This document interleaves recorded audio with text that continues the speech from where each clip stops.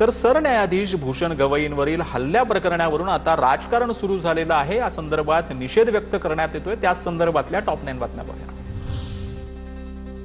सरन्यायाधीशांवर हल्ला करणारा वकील राकेश किशोरची प्रतिक्रिया समोर। जेव्हा धर्म धोक्यात येतो तेव्हा कुणीही शांत बसायला नको। सरन्यायाधीशांनी पदाची गरिमा ठेवायला पाहिजे। हल्लेखोर वकील राकेश किशोरची प्रतिक्रिया।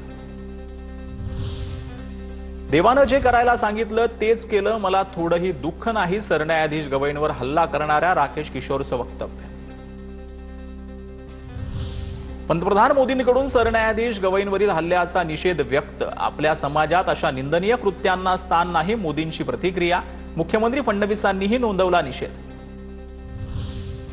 भूषण गवईंवरील हल्ला अत्यंत दुर्दैवी, आपल्या देशाची ही संस्कृती नाही। उपमुख्यमंत्री एकनाथ शिंदेंकडून गवईंवरील हल्ल्याचा निषेध।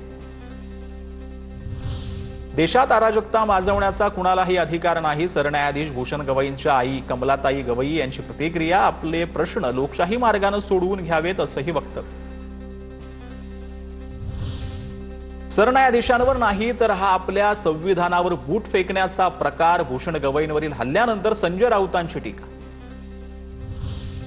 गवईंवर हल्ला करणाऱ्या वकिलाला जोड्यानं मारलं पाहिजे। हा सर्वोच्च न्यायमूर्तींचाच नव्हे तर घटनेचा अपमान। संजय शिरसाटांची प्रतिक्रिया। सरन्यायाधीश भूषण गवईंवर झालेल्या हल्ल्याविरोधात बारामतीत खासदार सुप्रिया सुळेंचं मुका आंदोलन। युगेंद्र पवारांसह सुप्रिया सुळेंचं हातात संविधान घेत डॉक्टर बाबासाहेब आंबेडकर स्मारकाजवळ आंदोलन। सरन्यायाधीश भूषण गवईंवर झालेल्या हल्ल्याच्या निषेधार्थ अमरावतीत काँग्रेस आक्रमक।